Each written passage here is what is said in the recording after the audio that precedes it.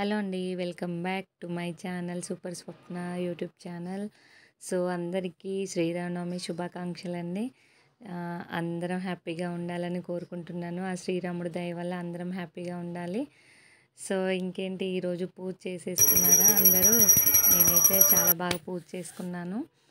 So వడపప్పు, పానకము, next కొంచెం సేమియా స్వీట్ చేశాను ప్రసాదంగా. ఇంట్లో పూజ అయితే కంప్లీట్ అయిపోయాక ఇంకా రెడీ అయిపోయి పిల్లలు, నేను అందరము ఇంకా గుడికైతే వెళ్ళాలనేసి ఇంకా అనుకున్నాము. సో దానికోసం కొబ్బరికాయ అది, టెంకాయ అది తెప్పించాను. టెంకాయ, అగరబత్తులు, పువ్వులు అవన్నీ రెడీగా చేసి పెట్టేసుకున్నాను ఆల్రెడీ. సో ఇంకా అవి రెడీ అయి పెట్టేసుకుని రెడీ అవుదానని మొన్న మీషోలో ఒక పూసల దండ ఆర్డర్ చేశాను. బాగుంటుంది కదా అనేసి వేసుకున్నాను. గ్రీన్ అండ్ గ్రీన్ ఓకే, అంత అనిపించలేదు. ఇంకా మా పాప అయితే అస్సలు బాగాలేదు మమ్మీ తీసేయనింది. సర్లే వేసాను కదా ఇంకెందుకులే తీయడము, ఈ రోజుకి ఒక్కరోజు ఉంచేద్దాము కొన్నందుకు అనేసి ఇంకా అనుకున్నాను. సో దాని తర్వాత పాపను కూడా రెడీ చేశాను.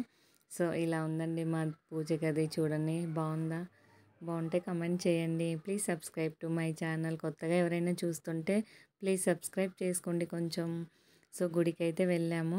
గుడికి వెళ్ళాక అక్కడికి వెళ్ళేసరికి కళ్యాణం అయితే కంప్లీట్ అయిపోయింది.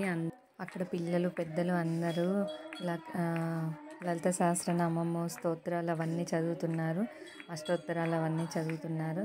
చాలా బాగా అనిపించింది. ఎంత మంది వచ్చారో చూడండి. చిన్న టెంపుల్ అండి, మా పక్కన మా గల్లీలో చిన్న టెంపులే, కానీ చాలా మంది వస్తారు. ఎవ్రీ టైం ఏ చిన్న అకేషన్ ఉన్నా కూడా చాలామంది అక్కడికి వెళ్తారు. చాలా బాగుంటుంది టెంపుల్.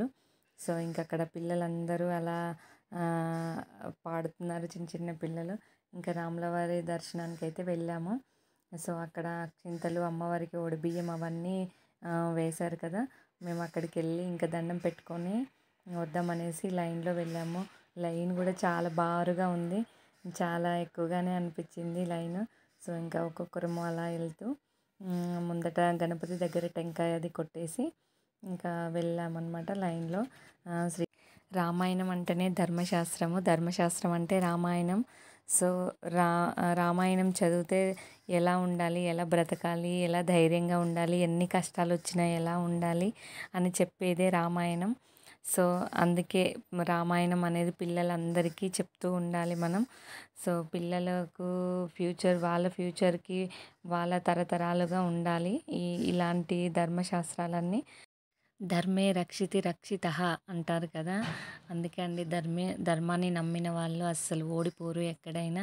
ధర్మాన్ని నమ్మిన వాళ్ళు ఎప్పుడు ఓడిపోరు అనేసి నా ఓన్ ఫీలింగ్. మీరేమనుకుంటారో కామెంట్లో చెప్పండి. సో మేమైతే చాలా బాగా దర్శనం చేసుకున్నాము. అక్కడ రాములవారి అక్షింతలు కూడా మాకు అందరికీ ఇచ్చారు పంతులు గారు. సో అవి తెచ్చి మన ఇంట్లో పర్సులో కానీ లేదంటే దేవుడి పాదాల దగ్గర కానీ పెట్టుకోవాలి. సో మేమైతే అందరం అవి తెచ్చుకొని నేనైతే ఇంట్లో పెట్టేశాను.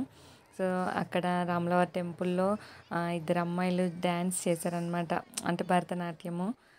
చాలా బాగుంటుంది చూడండి.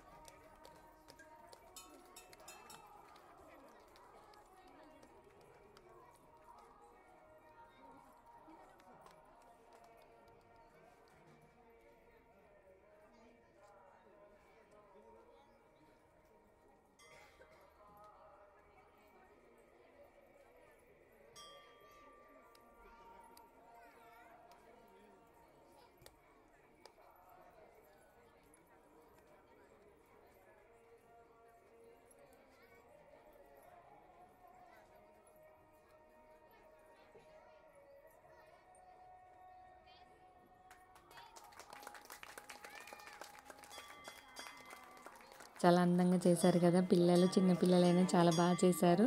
సో బ్లెస్ చేయండి వాళ్ళని. పంతులు గారు కూడా వాళ్ళిద్దరిని బ్లెస్ చేశారు. సో ఇలా జరిగిపోయింది కళ్యాణం అయితే.